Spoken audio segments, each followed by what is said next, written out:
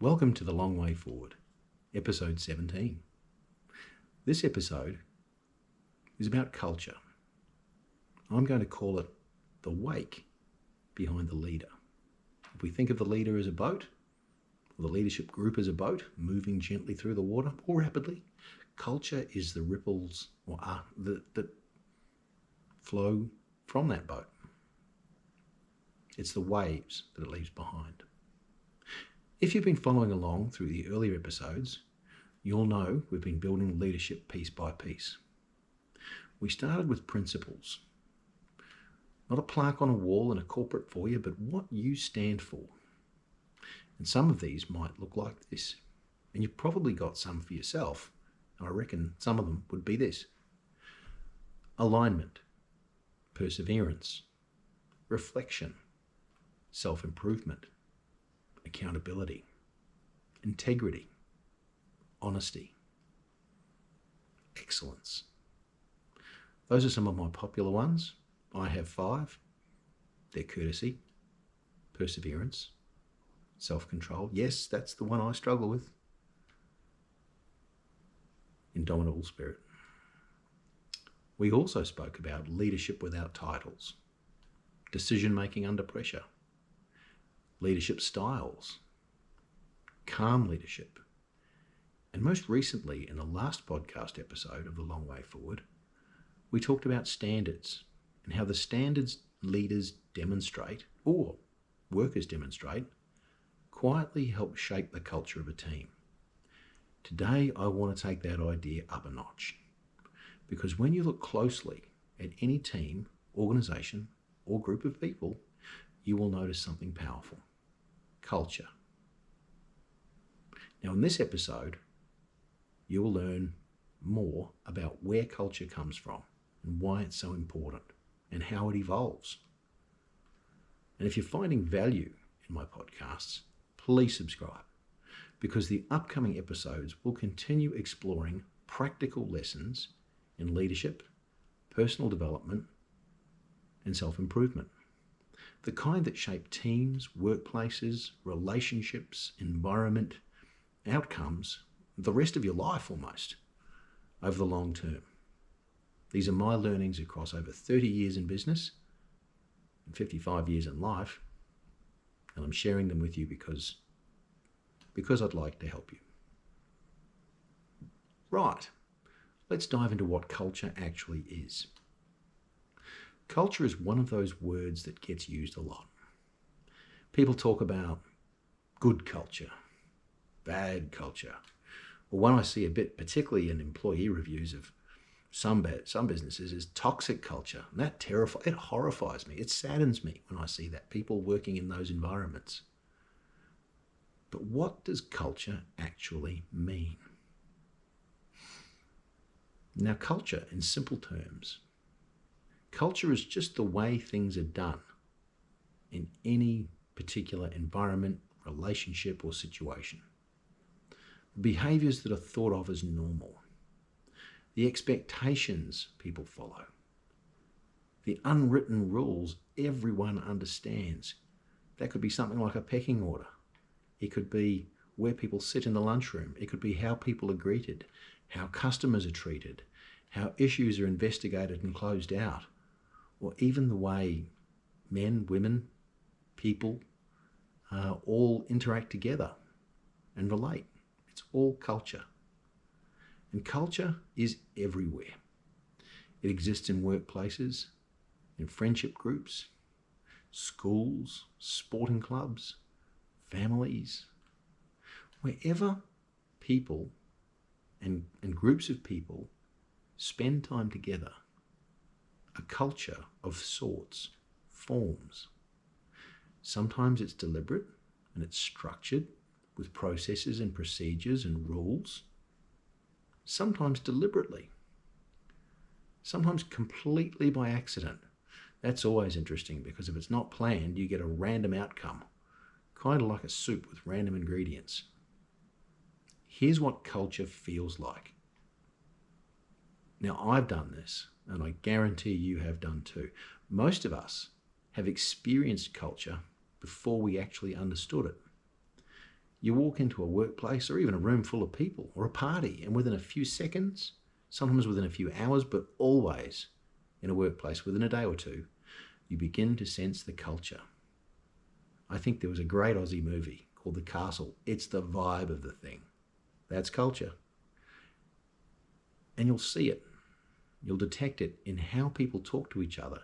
It could be the tone, the body language, the way their eyes move, how problems are handled, and how leaders behave.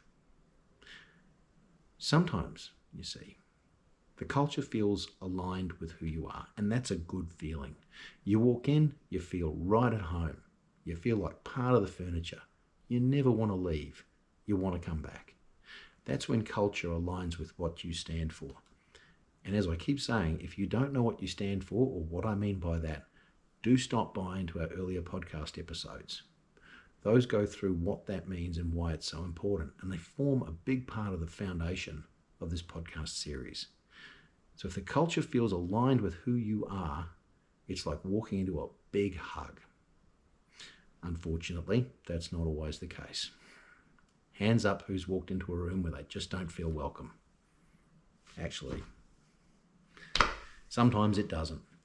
And when culture doesn't align with your values and what you stand for, you sense it, you feel it. The hairs might stand up on the back of your neck. You just feel uncomfortable. You want to leave. Sometimes it's immediately. Sometimes only after time has passed. But eventually, it becomes clear to all of us. This is not my place. I don't feel at home here. This culture does not align with me. So now let's talk a bit about that, about culture and values. This will connect directly to something we've discussed earlier in the series. Again, we keep coming back to it, what you stand for. When your values align with the culture around you, things just feel natural. They click. Decisions are easier. Relationships are easier. Work feels more meaningful. You've found your new home. Everyone's at your level. I once worked with a business for 12 and a half years. And for 11 and a half of those years, the culture of the broader team, the leadership group, aligned with what I stood for. Very passionate about the environment. They were genuine, supportive, yes, for profit, but we delivered service, excellent service, at the same time as assisting the environment. After about 11 and a half years and a leadership change, I detected a shift in direction, a colder workplace. They still cared about the environment, but just something about the culture had shifted, imperceptibly at first.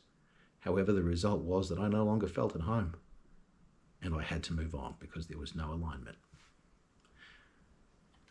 So as I say, when values, your values, what you stand for, don't align, friction appears. So for example, if you're like me and you care about the environment and you care about integrity, and you see actions happening within the business that don't align with that, and people think that's okay and nothing's done about it, you think to yourself, that's not right. Well, let's see what happens. Let's see what the leaders do. Well, in some cases, when the leaders don't do what you hope they will do, because it's the right thing to do according to your values, people feel uncomfortable. Motivation drops, morale drops, and sometimes people will, as I did, eventually move on. And you will too, and there's nothing wrong with that. It just means you're looking for that place that aligns with your culture again. That's how powerful culture can be. Let's talk now briefly about where it comes from. And this is a really important part. Culture never appears random. Good culture never appears randomly. It most often grows from leadership of some sort. Not from what the leader says, do this, but from what they allow, from what they reinforce, and from what they walk past. Because remember in the last episode, I talked about the standard that you walk past is the one that you're prepared to accept. And people will notice that. And they will either walk all over you or disregard you, or they will respect you based on what you walk past. Now that idea, particularly for leaders, but it works for everybody, it sits right at the heart of culture. If you're a mum or a dad, you've got kids, you let them run all over you right from day one. They don't put away after themselves when they know they should. They don't put their clothes in the washing basket. The culture that you've evolved is probably not going to be one that's much fun for you. But they won't know any different, because you see, the standard that you've walked past is what you've accepted. You've accepted the clothes on the floor, the Lego and the shag pile carpet. Believe me, that's painful. Lego and shag pile carpet. These two things should never meet. But in a home with poor culture, shag pile and Lego, trust me, they will. And this is one example of why, if poor behaviour is ignored, it becomes normal. If reasonable, strong, fair standards are consistently reinforced, those standards become part of the culture, even when the leader's not around. That's just the way we do business, because people begin to understand what's expected. And this is where the idea of the wake behind the boat is a useful metaphor. It's a really simple image. Imagine a boat moving through water. As the boat travels forward, it leaves a wake behind it. Waves spread out from that movement. The boat might not be thinking about the wake, but the wake exists, and it affects everything behind it. Leadership works the same way with culture. Even if you're not a CEO or a managing director, leadership still works the same way. Leaders move through environments every day. In fact, we all do. We all leave a wake through our decisions, through our interactions, through our behaviour, even whether we smile or not, whether we greet someone or not. Those actions or inactions still leave traces, and they impact culture through our behaviour and through the standards we either reinforce and uphold or we ignore. And that wake continues to form everywhere we go. That wake is culture. This is why I say that leaders, particularly leaders, but we all do, shape culture whether you mean to or not. The most important thing to understand is that leaders, whether they want to or not, whether they intend to or not, even if they know they're doing it or not, good leaders will know they're doing it because they'll behave intentionally. But a new leader or someone who isn't really sure, they won't know. Even leaders who never talk about culture still create it. Believe me, a strong culture is one of the first things I wanted to maintain at the businesses I've worked at across the years. A healthy, supportive, accountable, strong culture. We look after each other, we look after our customers. People watch behaviours. We watch each other's behaviours, and we particularly watch how leaders respond when something goes wrong. We watch what gets rewarded. We watch who gets rewarded. We watch why they were rewarded, and we see what gets ignored. And those observations shape the environment, and they shape our behaviours. Well, let's look at a simple workplace example. Imagine a workplace where safety is constantly talked about. There are posters on the walls, meetings about safety, corporate statements. But these are regularly ignored. Shortcuts are taken. People cut corners. Equipment isn't used correctly. Nobody checks up that it's happening or not. And leaders walk past those behaviours time after time after time without addressing them. What message does that send? Very quickly, despite all the posters and the statements, the real culture becomes clear. Safety might be discussed. It's important, but it's not truly expected. I mean, after all, an accident's not going to happen. Is it? That's culture forming in real time. Now, in my role, I go to a lot of industrial sites. I've been to thousands over the years. Believe me, when there's a bad safety culture on a site, you can usually detect it as the hairs rise on the back of your neck at a job site. And sadly, on those sites, The result is usually measured in the accident and injury reports, and sometimes they make the news, tragically. Environmental culture is very similar. Same idea applies to sustainability and recycling. Many organisations, more so today, say that sustainability is important. But if recycling bins are contaminated and nobody addresses it, if waste systems are poorly maintained, if recyclables end up in general waste and nobody corrects it, then the culture is more, well, we say it's important, but it's not really that important. Let's be clear, on recycling, 1 tonne of cardboard saves 17 trees from being cut down. Those 17 trees make oxygen that we breathe. It's fair to say I take sustainability pretty seriously. My kids will be breathing that oxygen long after I'm gone. It's important to me. So when leaders take interest, when we improve systems, when we stand up to make sure they're running the way they're meant to be, when recycling is monitored and enforced and waste reduction is actually a thing that we do instead of talking about it, the opposite happens. People begin to do the right thing naturally because they know it's expected, not because they were forced. They usually want to do it and they know that the culture supports it, so they do it. Funny thing, culture. It's everywhere. Here's something else worth remembering about culture, by the way. It's not only shaped by people with formal titles. As I said, CEO, director, CFO, COO, national this or Grand High Poobah that. Everybody shapes culture. Individual team members, new hires, people who share knowledge and encourage good habits. They model professionalism via exemplary behaviour. They solve problems by stepping up rather than complaining about them. These people also leave a wake behind them. Often these people become leaders later, but even if they don't have a formal title, you'll generally find them as pretty successful people. They'll be coaches, they'll be business people, they'll be volunteers with some significance, because they bring people on the journey with them. They help evolve that culture. Because they've already been influencing it, they are seen as leaders. And it's a big responsibility, particularly if you are a leader. Culture, massive responsibility. It's never accidental.